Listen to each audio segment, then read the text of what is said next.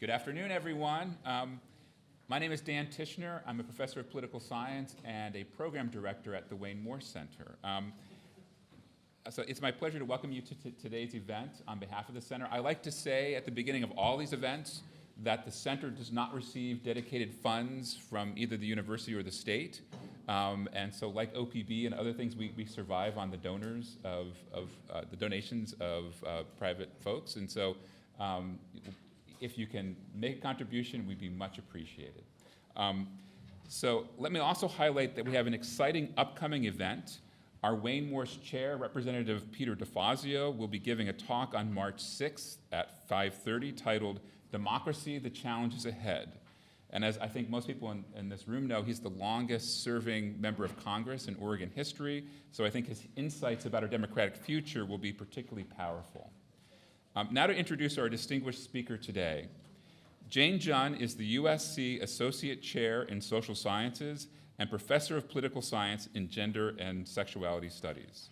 She's the author of numerous books and scholarly articles on political participation, public opinion, race, immigration, gender, and political identity.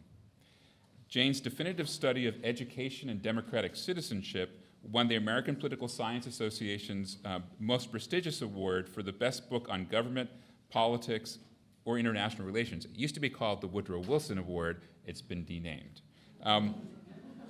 Another significant work titled Politics of Belonging, Race, Immigration, and Public Opinion won the Ralph Bunche Award for the best book on ethnic and cultural pluralism. Jane has been research director of the USC LA Times poll and co-lead on the National Asian American Survey. She has served on a long list of national editorial boards and in leadership positions of prominent political science associations. She's also a beloved mentor in the profession and an award-winning teacher, something I know well, since we used to teach a very large and successful Intro to American Government class together. And Jane's been a friend and amazing colleague since I started in this profession. She is currently at work on a new book on the gender gap in voting in the United States.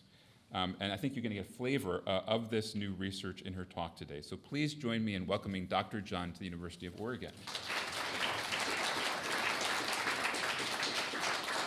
Thank you, Dan, and thanks to everyone. I think I need to stand a little over here for the microphone, but I'm delighted to be here. But if you want to move, I can also move the microphone. I think it's okay because I still have to use the slides. So thank you all for coming. I'm delighted to see you all on a rainy day.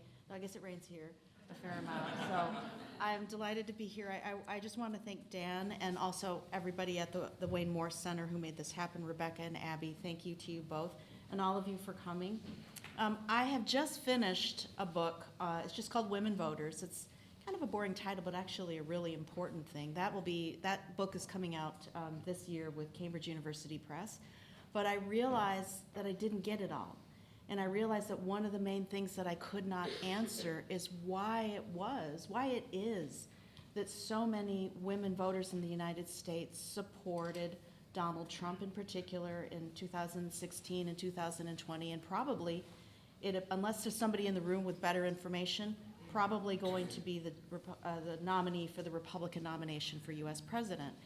Even and despite or in the face of many of the policies of the Republican Party in particular, but also the activities of Donald Trump in particular. Recently, a judgment was made in a New York court. What was the total sum? Does anybody remember what he's now on the hook for? 88 million. Right, so 88 million total, right? This is the E. Jean Carroll sexual abuse trial and defamation. Even in the face of that, strong support remains. And so what I want to do today is try to answer, or with you, and I hope that you'll ask questions in between when we go through. I do have some slides that provide some background data and also a little bit of empirical research. I am a quantitative social scientist, so I always want to test like a hypothesis that I have. So I'm sure you're all familiar with it, having gone to university or maybe teaching here or students. So I want to start out with some background and I think in particular first, I really want to try to better understand. Oh, thank you. Sorry. Yeah. Now we can see you. I know I'm on the short side. Try to understand like why it is, how it is that women voters in the United States respond to patriarchy. And I don't know, do your students have on their computers, you know, they flip up their computer and it says, destroy the patriarchy, whatever. And I know that there's a lot of stuff about, probably there's some t-shirts at Target that say that too. But what I'm really trying to get at, I'm going to use two different ways to measure what we mean by that and how it is that voters interact with patriarchy. I'm going to do that within the context of support for Donald Trump in 2020. That's the most recent data that we have. And I'm also going to try to talk about the conditions under which and why different people support restrictions on reproductive freedom for women. So the question of abortion rights, I mean, Dan and I were talking before, and I said, you know, I couldn't squeeze everything into this book, Women Voters, which is coming out in 2024. And so I ended it realizing that I had a lot more to go, that I had to explain why it was that we saw these patterns that I think I talked about the last time I was here. And we were talking, and I said, you know, if you had fallen asleep, like you went into a Rip Van Winkle thing. I don't know if anybody knows that. Does anybody know Rip Van Winkle?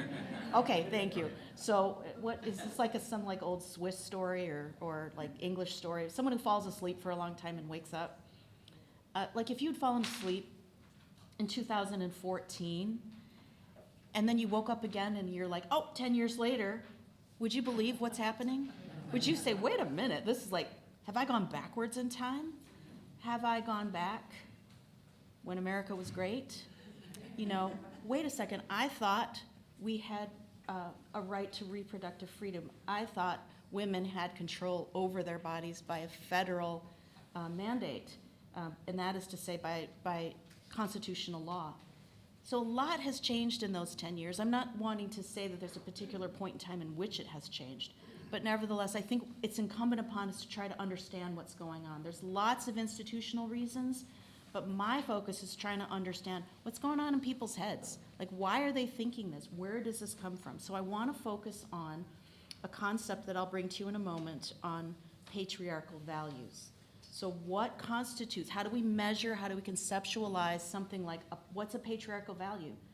And then what effect does this have on not only support for Donald Trump in 2020 and then potentially in 2024, but how do patriarchal values and our adherence to them drive whether or not and the extent to which we have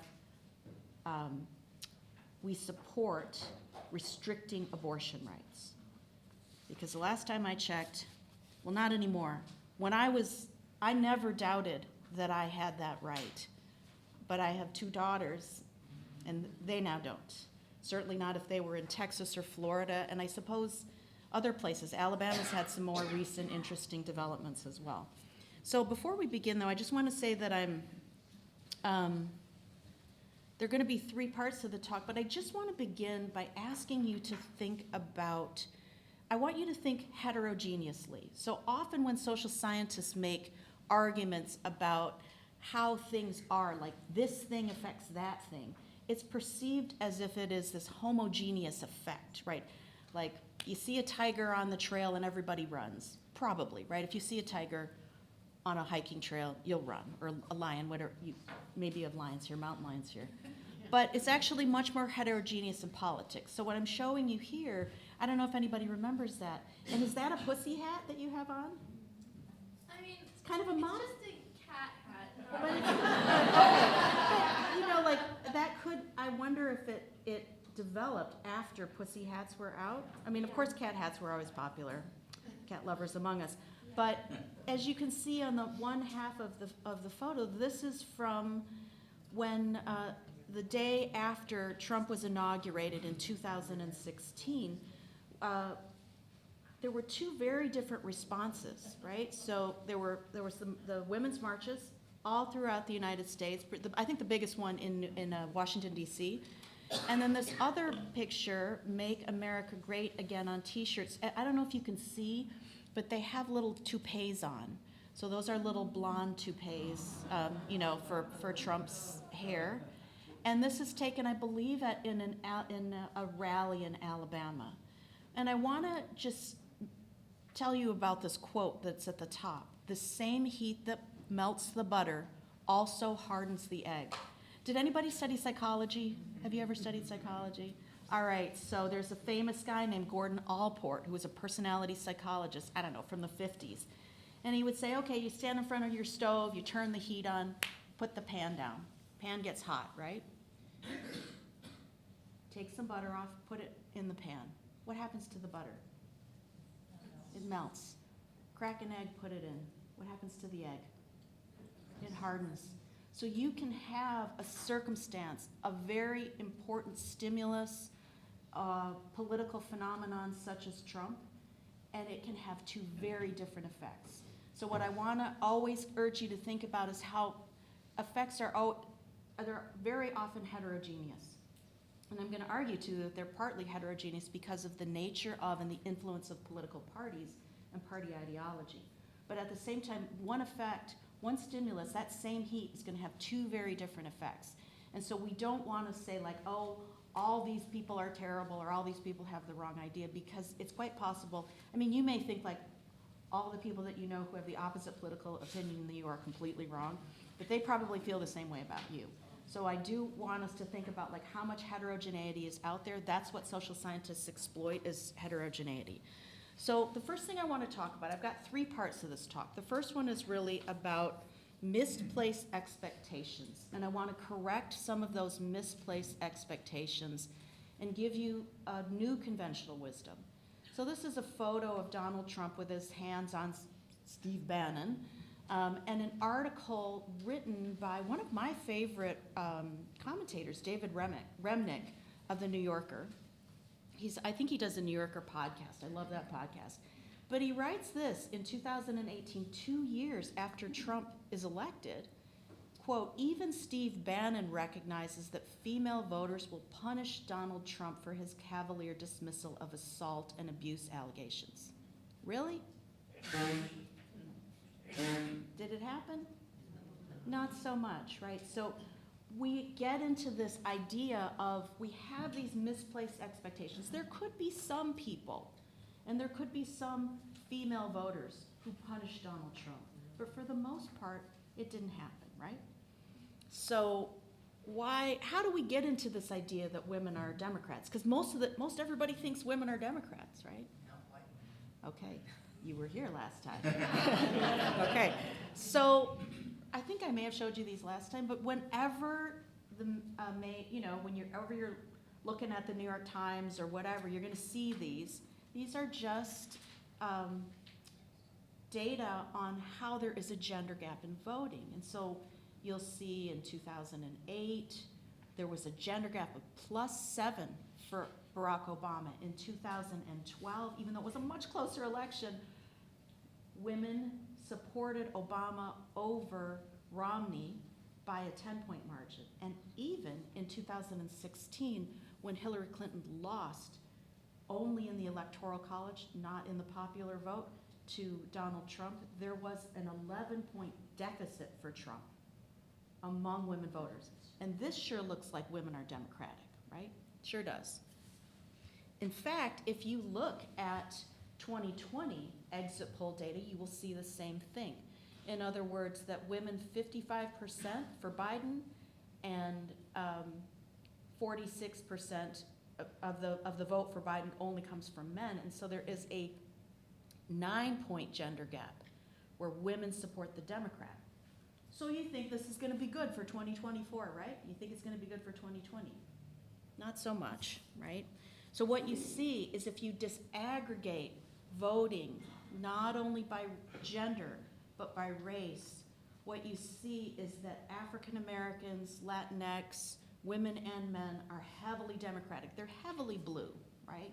Whereas white females and white male voters are not super heavy Democrat or Republican, but they're definitely majority Republican. And in fact, the difference between those groups. So what's the Democratic-Republican partisan gap? It's -6 for white women. So white women still supported Donald Trump by 6 points over Mr. Biden, President Biden, even in 2020. So that's not, right?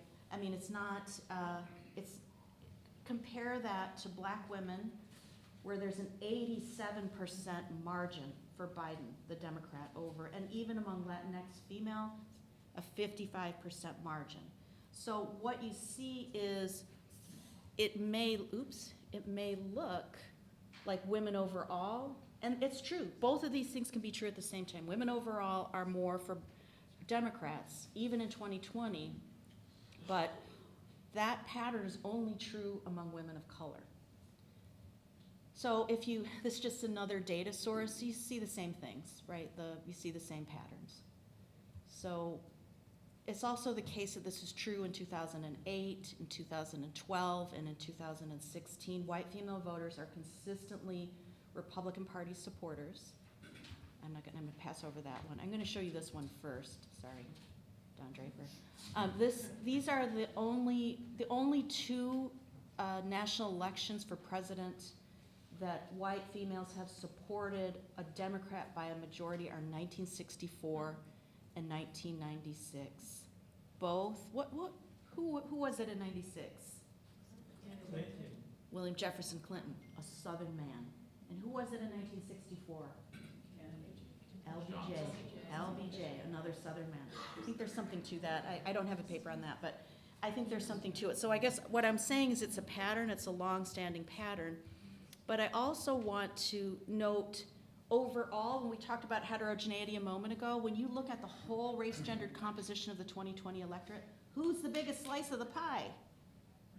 White women are the biggest slice of the pie, which is why white women are the most sought-after element of the electorate, and they should be as a function of them being the most important slice of the pie. But if white women voters go majority Republican by 5%, 6%, it's over for the Democrats, right?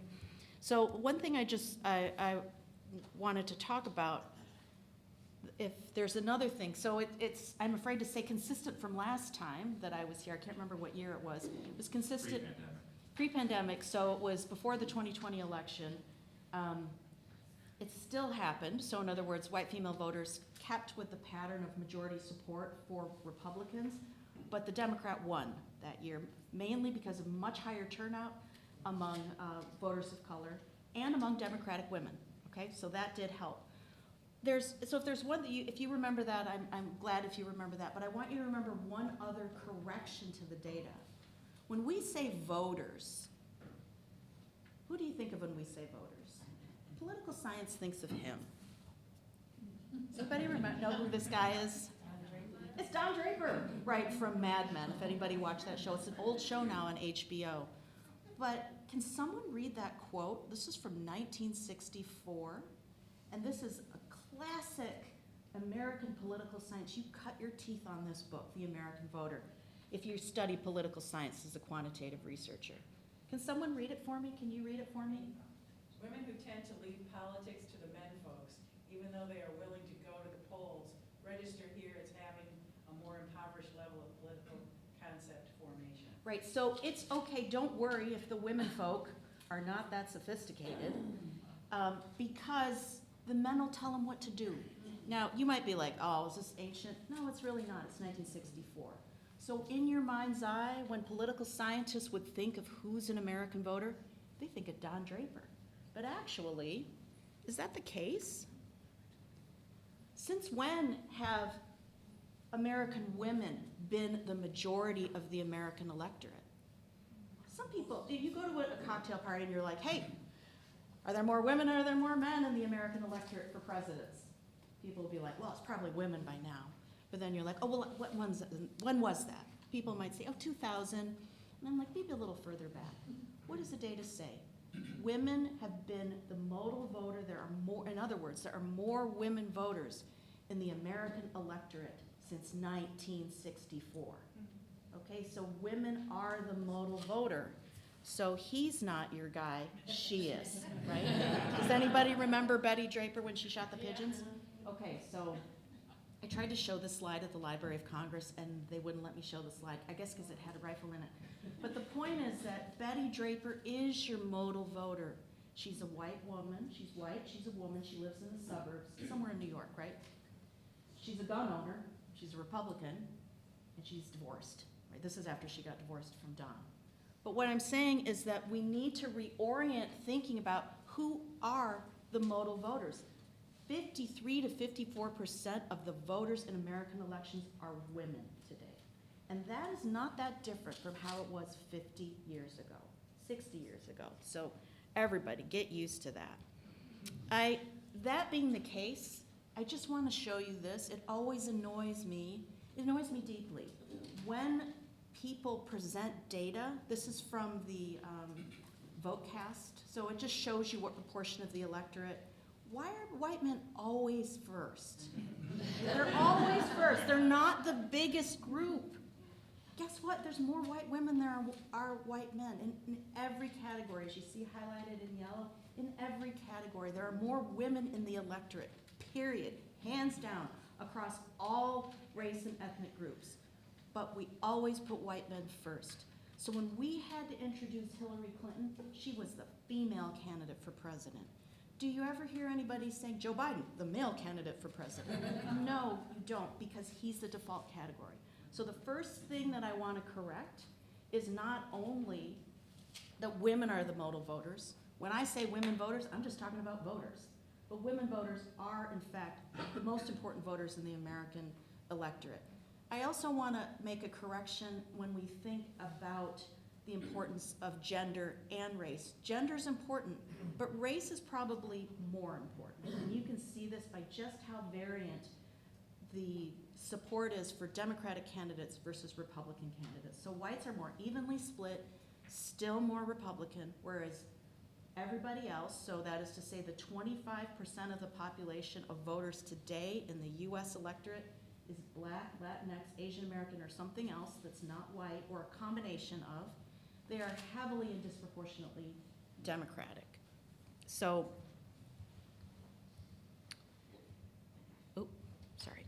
So the correction that I just want to give you is that race and ethnicity ends up, it is the case that race and ethnicity have a stronger relationship to partisan choice than gender, right? It's more important to know a person's race and ethnicity if you want to predict how they're going to vote.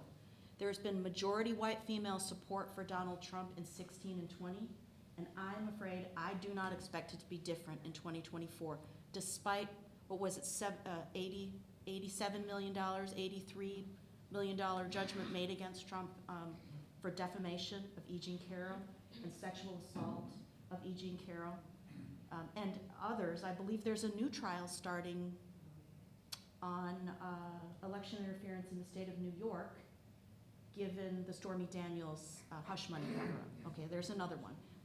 I don't know about you, go back to like the fall of 2016 when that Access Hollywood tape came out. Did you think it was over? I thought it might be over. Well, see what little political scientists know. We don't know anything either.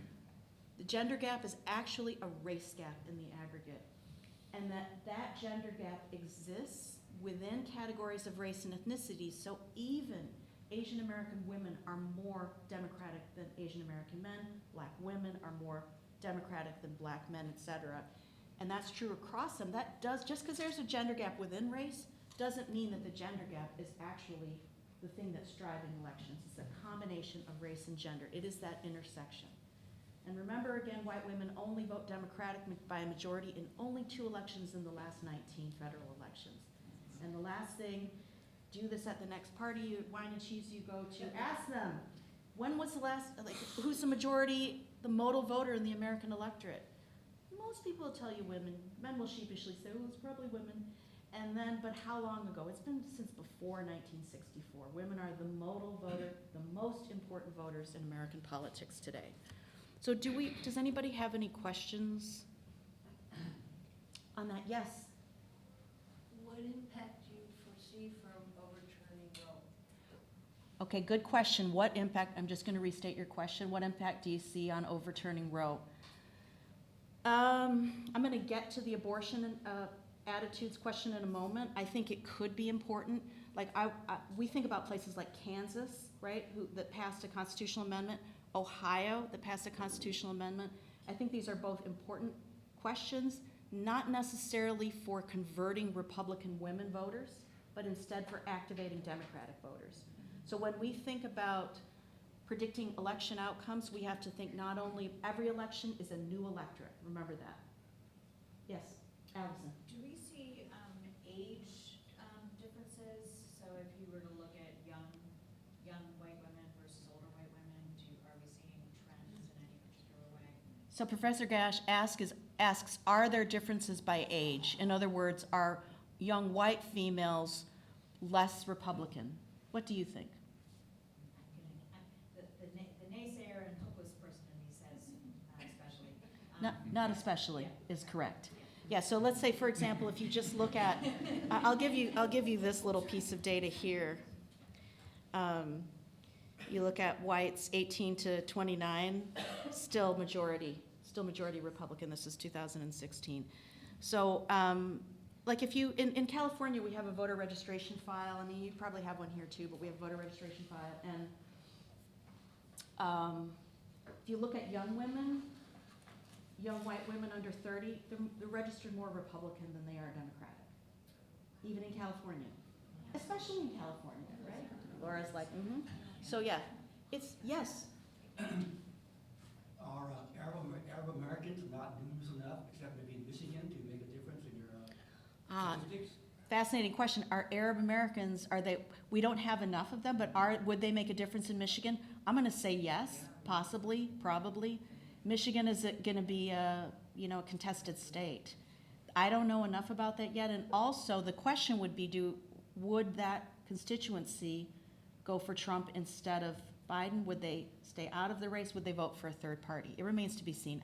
My answer to that, honestly, is I don't know yet. But it's a good question. Maybe we can return to that into more of the discussion. All right, so it's a little depressing, right? But at the same time, it's kind of a perfect segue to this, because the next thing I want to talk about, part 2, is I want to talk about patriarchy as ideology. And has anybody heard of the hashtag tradwife? Okay, it's all the young people. Okay, not only young people, but other people. Youngish people. Okay, so what is a tradwife? And I thought this was like, so you all know what I'm talking about, right? Okay, would you speak loud so we can actually, what's a tradwife? Yes. Yes, you're young. You look like a... Tradwife is a new trend where women are seen as like traditional wives, so they're domestic homemakers. And it also, one trend that I've noticed is it goes along with like women not wanting to work and feeling overwhelmed, and they have like stuff of being a what's the word, like not assertive woman, so being a reserved, like docile woman, and they connected with like being able to capture more men that will provide for them. So it's like it goes beyond just like this term even. It does, so it's just the beginning.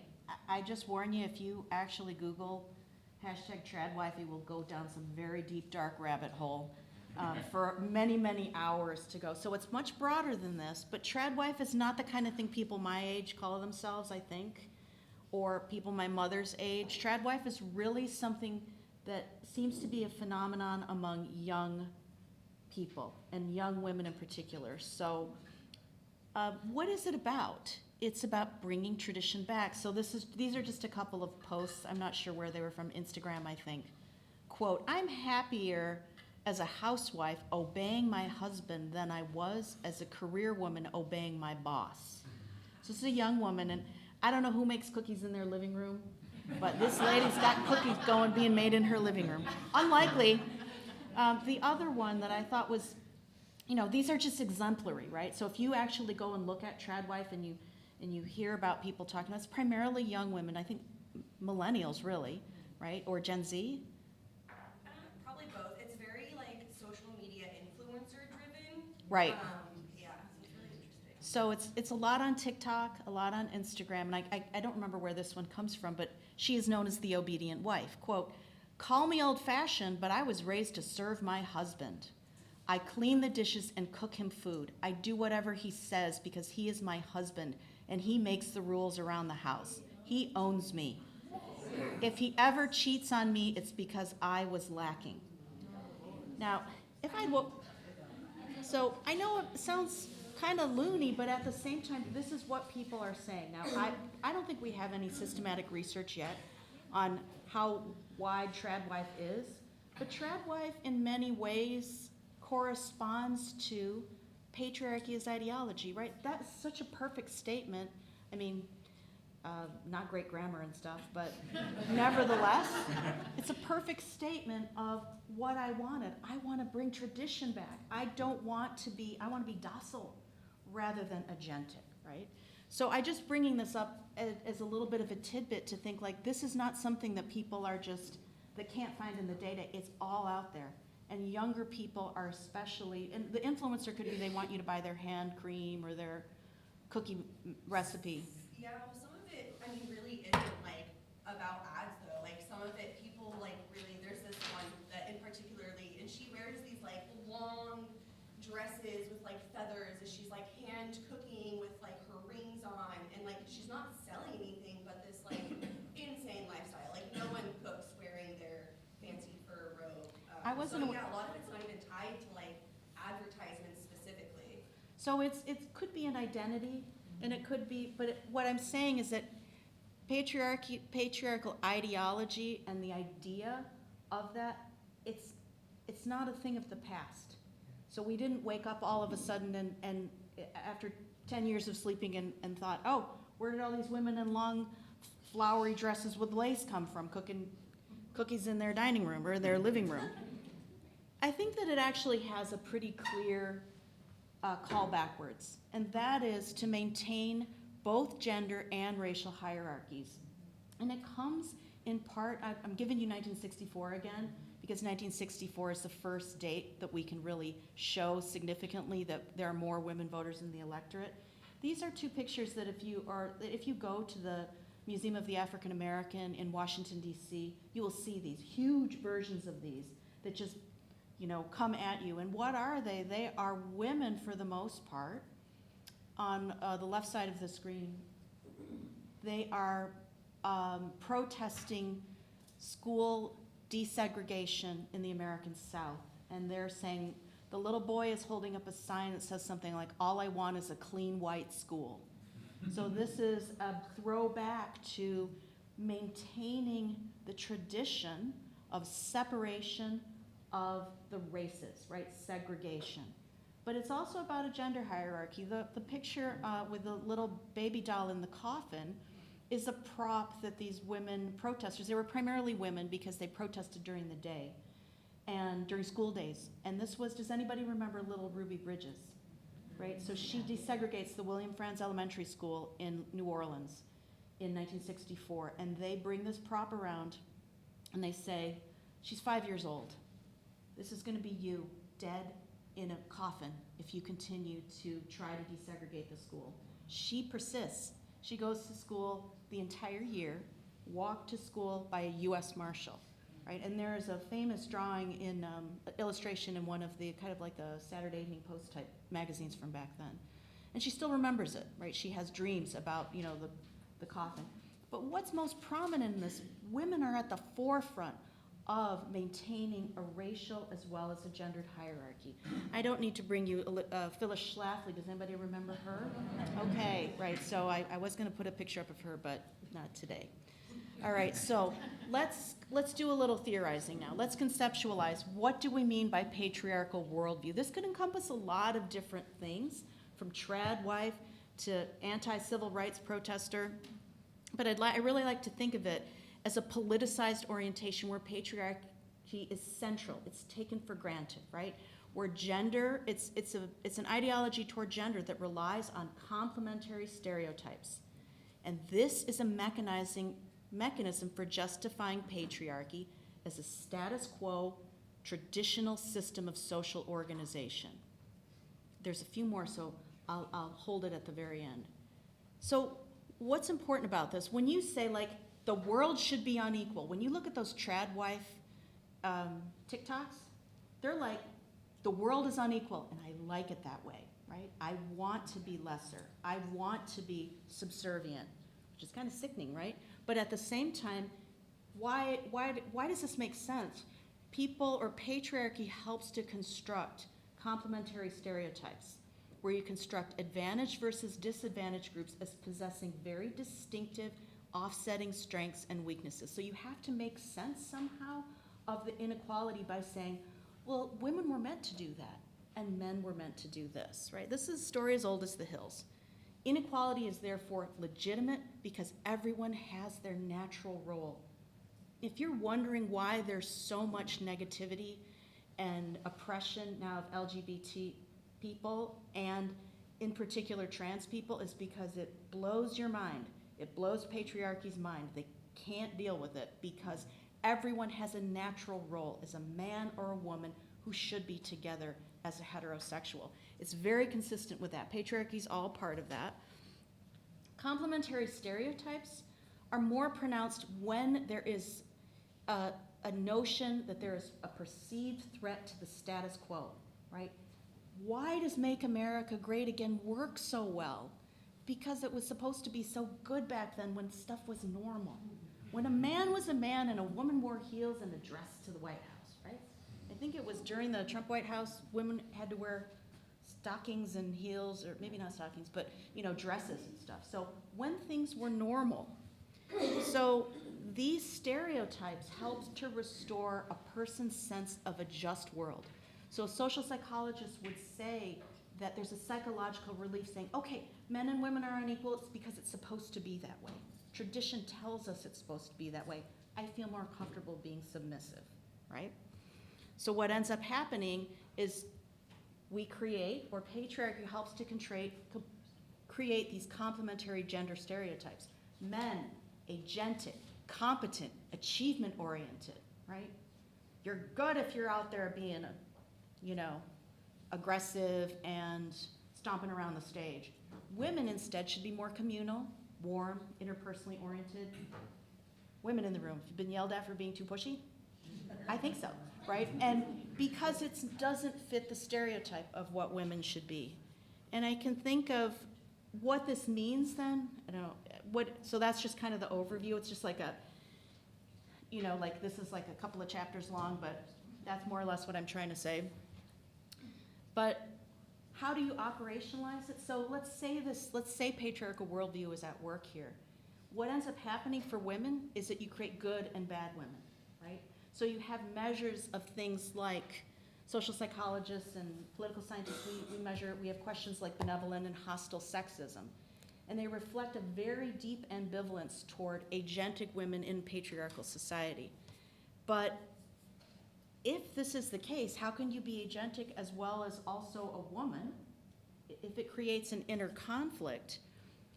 The social psychologists Glick and Susan Fisk theorize that the dissonance may in fact be resolved by a cognitive tendency to differentiate women as good and other women as bad, based on their degree of stereotypic alignment. Meaning that good women are those who stay in their lane, right? You stay in your lane, you do what you're supposed to do, you be warm, you make everybody feel comfortable, you smile at meetings, you bring cookies. How many times have you brought cookies to a meeting to try to make things nicer, right? You behave communally, and you motivate around interpersonal relationships. I see myself doing this all the time. I wish I could stop. Bad women, on the other hand, are those who encroach on men's territory by exhibiting competence, agency, and pursuing their ambitions. I can think of no better example than this debate, right? Do you remember that? Like stalking around behind her. Because she is competent. She's everything stereotypically that a patriarchal worldview would say a woman should not be. But this is also true. I give you plenty of other examples. But this happens to be the easiest one. So the two empirical study demonstrations that I'm going to give you, oh man, I'm going on too long, You're good. is the 2020 election, not with Clinton, but with Mr. Biden instead. but also abortion attitudes. Who are the women? What do abortion or pro-life activists say? It's a natural thing. However you got pregnant, you should have that baby because you're a vessel for a baby, right? When a woman decides that she does not want to keep the fetus, that she has autonomy over her own body, she becomes stereotypically deviant as a bad woman, okay? So let's keep that in mind. That's the theorizing. Okay, this is a big long slide. But remember that now I want to talk about how do we measure patriarchal worldview. So there's a bunch of questions that survey researchers, political scientists ask people, and it helps really to differentiate whether people have a strong degree of a sense of patriarchy, it's a good thing or a bad thing. So let me just read them to you. Question number 1, many women interpret innocent remarks as being sexist. So it's a matter of how much you disagree or agree with that. Number 2, do you think it's easier, harder, or neither for mothers who work outside the home to establish a warm and secure relationship with their children than those who stay at home? Question number 3, do you think it's better, worse, or makes no difference for the family if the man works outside of the home and the woman takes care of the home and family? Now, of course, let's recognize this is obviously in a heterosexual situation, right? Number 4, when women demand equality these days, how often are they actually seeking special favors? That's a hostile sexism item. And number 5, when women complain about discrimination, how often do they cause more problems than they solve? And finally, number 6, do you think attention to sexual harassment has gone too far?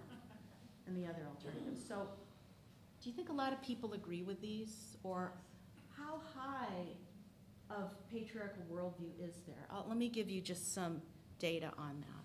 So average score. So there are 6 items. They're scaled in such a way where you have like either you're high on patriarchy or you're low. Overall, Americans do not have a very high sense of patriarchal worldview, right? Though, as you can see, almost everybody of the whole sample, people might agree with 2 of those, which may be like a glass half full thing, like just a milliliter half full, or just a milliliter less than full. But look at the differences between those who voted for Trump. They have a relatively speaking high degree of patriarchal worldview versus those who did not vote for Trump, relatively low. Women, you think women would have a low degree of patriarchal worldview? After I just showed you that trad wife thing, you're like, no. And they don't really. They are statistically significant for men, lower patriarchal worldview, but nevertheless still have a patriarchal worldview. And by the way, non-white respondents have a higher degree of patriarchal worldview than do whites. Does anybody want to try to explain that? I don't think it's counterintuitive. Yes? I think especially coming from a family that is culturally patriarchal, a lot of that is like if people are immigrants or come from cultures where that is prevalent still, especially some of your questions I noticed, they have underlying assumptions that women would be better mothers at home. And so things like that, if you've had a lot of messaging of that throughout your life, can come into the forefront. Okay, so that's a very good answer, and for the recording, why is it that you have higher degrees of patriarchal values? And it's not a huge amount, but it's nevertheless still statistically significant. It's because these are cultures. People might come from Mexican-American culture or even African-American culture, Asian cultures. It's not like anyone in this world has, other than the Amazons, who I'm not sure where they live, but have escaped patriarchy. Patriarchy exists everywhere, almost by definition. And it may be, say, Religion too. and religion, yes, so we'll come to that. I test for that in the model, but I don't have it out here. Republicans are high patriarchal worldview people, like 2.5, and they agree with almost half of these items. Democrats are very low, and independents are in the middle, as you might see. So these are not perfect measures, right? They're what exists on surveys, but they do help to differentiate. They help to differentiate when and under what circumstances patriarchal worldview affects vote choice as well as attitudes on abortion. And so I want to do the empirical test now. So I promise I don't have lots and lots of slides with numbers on them. But as a social scientist, I'm going to tell you what my question is, which is how and for whom does an ideology of maintaining tradition influence candidate choice and attitudes on abortion? We're going to look at two dependent variables. We're going to look at voting, and we're going to look at restrictionist attitudes. And we're going to see who and for how much does patriarchal values matter. Remembering that women differ from men in patriarchal values, though by not that much, and also that non-white voters are heavily non-Republican. So the first hypothesis that I have is that patriarchal worldview, this index of these kind of weird measures, but nevertheless decent. It's a very clunky measurement, but it works. It's a positive predictor. If you believe in a patriarchal worldview that women complain too much about sexual harassment, it'd be better if the man worked and the woman stayed at home, that this is going to be a positive predictor of voting for Trump in 2020. But it will not be, but only for whites. It will not be for voters of color, because voters of color are constrained. And they are constrained in their support for Republicans precisely because of the existential threat posed to these groups by the Republican Party and candidate Trump in particular. So you should see this coefficient being significant for whites, but not for voters of color. The second thing that I want to say is that patriarchal worldview is a positive predictor of support for abortion restriction across the board, but that it will be more so for women. Women who believe in patriarchal worldview will double down on it, on abortion restriction. When you think about the most ardent abortion restrictionists, many of them are women, right? And so I would predict that. So this is just a simplification of the results, which shows you on the bottom the effect of patriarchal worldview for each of the three different samples that we look at. So just look at the one that says white sample. That shows you that the higher the degree of patriarchal worldview, the stronger that it is a stronger predictor for voting for Trump. As you see the line on the bottom, the non-white sample, it crosses over. It's not statistically significant. It's a very wide margin. So it does confirm that first hypothesis, that having patriarchal worldview, if you're white, works to help you vote Republican and to vote for Trump in particular, but it doesn't work if you're non-white. There's just a lot of noise in that measure. So it's a non-significant finding. Now let's talk about abortion. When I first had, oh God, it's so small you can't really see it. When I first had people run this for me, students run the data, I really didn't know how public opinion was distributed on abortion. And so we usually ask these questions in surveys. We say, there's been some discussion about abortion during recent years. Which of the opinions on this page best agrees with your view? The most pro-choice response is D. By law, a woman should always be able to obtain an abortion as a matter of personal choice. Next comes C, which is the law should permit abortion other than for rape and incest to women, but only after the need is clearly established. So yes, allow pro-choice, but with a reason. B, the law should permit abortion only in cases of rape, incest, or when the woman's life is in danger. And the most pro-life one, by law, abortion should never be permitted. And what you have up here are, I think one of the most interesting things is that never abortion column is pretty low, right? So across all of these indicators, whether it's gender, whether it's white, non-white, Republican or Democrat, college education, born again, here we are at religion, born again, even among born-agains, even people who are born again, 24% of them, 24% of born-again Americans tell you that abortion should be allowed as a matter of personal choice, which I found really striking. So what you see on that last column, never abortion, those are relatively small numbers. The never abortion, the full-on restriction abortion, is 25% only among born-agains, and that's a pretty low proportion. So whatever this new ruling by the Alabama Supreme Court that a fertilized egg cannot be destroyed, or that, abortion should never be allowed. Texas, Florida, this is very out of step with American public opinion. So that's the first thing I would say. The second thing that I'll say is just that men and women do not differ that much on abortion, right? So if you'll go look at the very top set of rows, what proportion of women are fully pro-choice? 54% are fully pro-choice. That's a big number.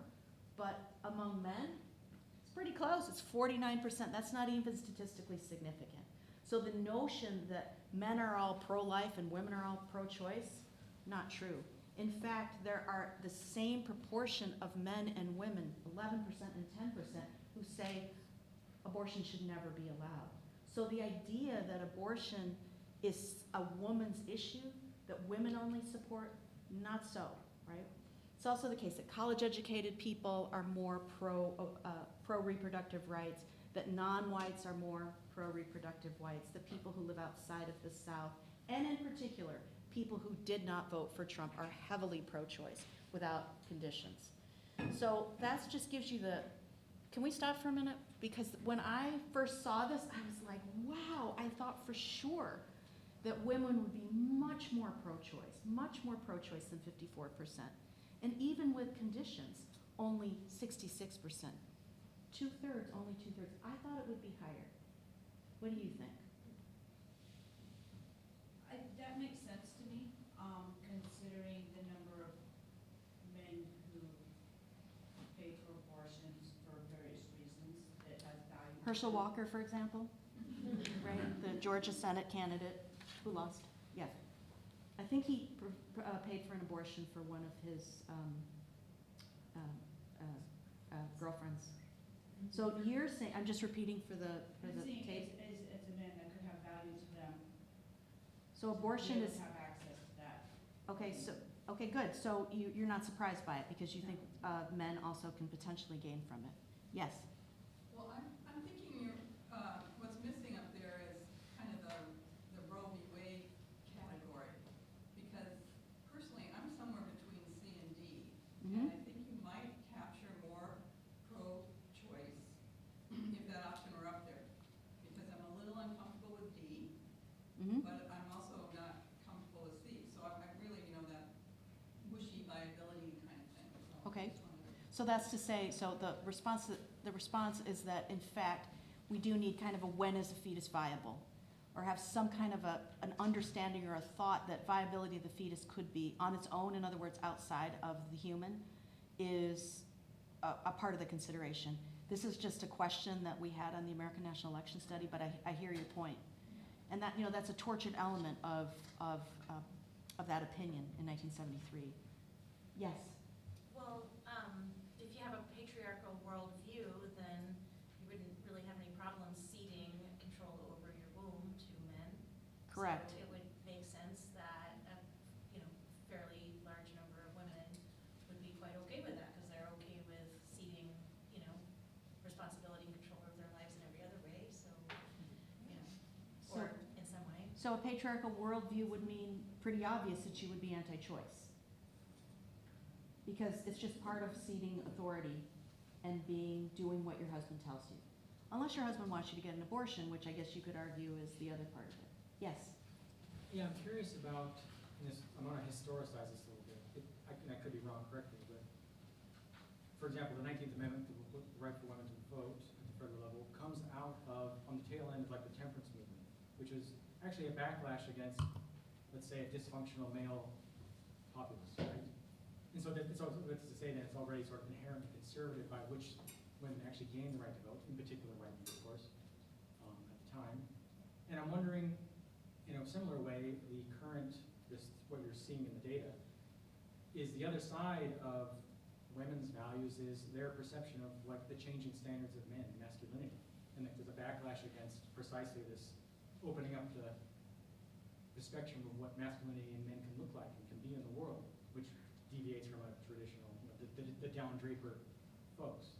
And so I'm curious if there's a historical if there's an analysis worth pulling out there that goes beyond 1964 and looks at how and again, an abortion itself actually originates with a very conservative, racist policy of the eugenics movement, which is led by none other than a woman, right? So Exactly. there's actually a deep conservative element to both the women's participation in American politics and reproductive rights. And it's sort of this is like it's not the same, but it's rhyming, right? It is, no, I think that's a great observation. I mean, I know I should probably study masculinity, it's not at the top of my list, but, you know, I do think it's important though, because I do think that that's part of what's driving. Do you remember the Oath Keepers or the Promise Keepers or Be a Good, whatever, like those kinds of movements and like Men's Help, and I mean, there's actually a lot of it. Who, what's his name again? The guy who was like, did this outside of, senator from Missouri, and then he runs after, you know, this is on January 6th, he's like, yeah, and then he's literally running out of the Capitol building. He's got a whole book on masculinity, right? And I'm making the man feel better about himself. I'm sure that's part of the story.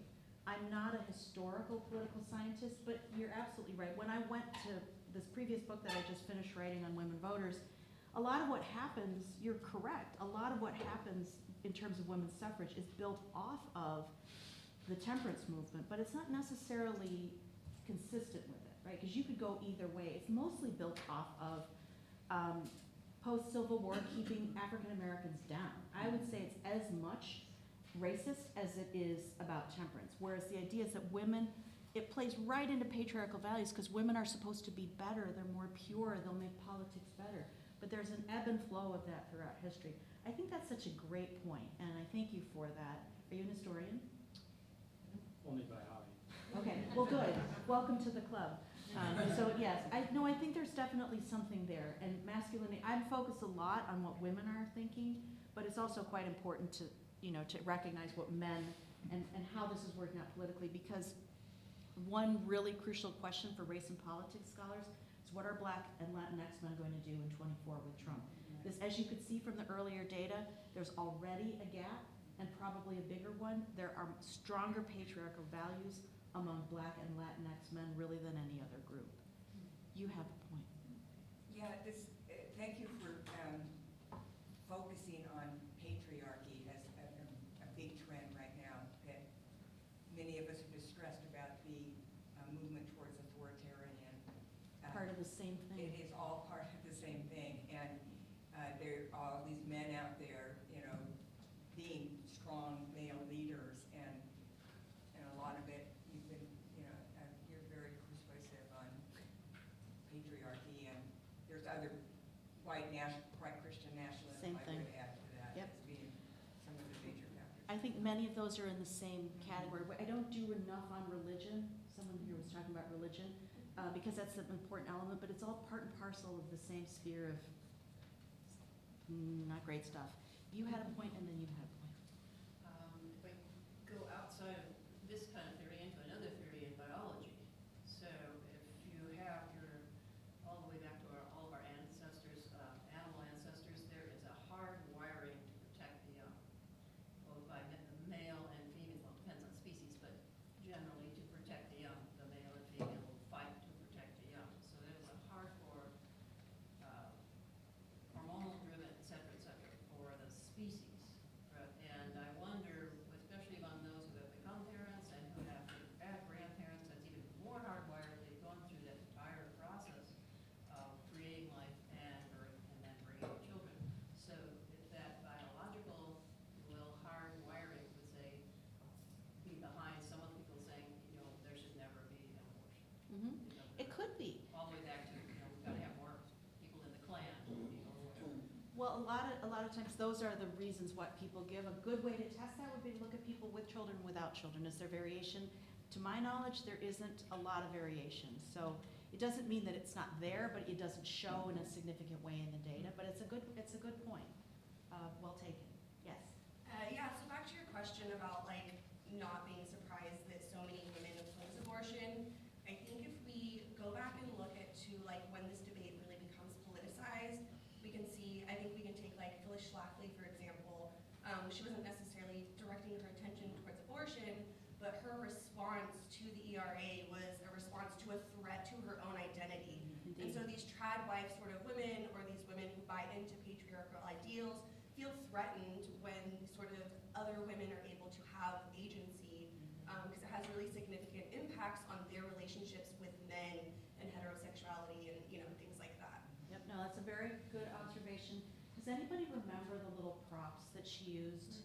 She had a stop sign, S-T-O-P. It was literally like a red octagon, but it stood for Stop Taking Our Privileges. And the privileges were not to serve in war, to have a door open for you, to be treated like a lady, is what she said. So that's part of what's happening with trad life, right? So I do think that that's part of it, and in many ways, it is what, it's consistent with Christian nationalism, it's consistent with other authoritarianism, and the point is to say that there's a logic to why men and women were created, and they were created in a complementary way, and women do your thing, men do your thing, and if men don't do their thing, they're punished too, right? That's part of the whole masculinity problem, right? If you're not a he-man or something, then you're punished. And there's so many movies about that, right? Like how many like Hollywood directors make movies about that?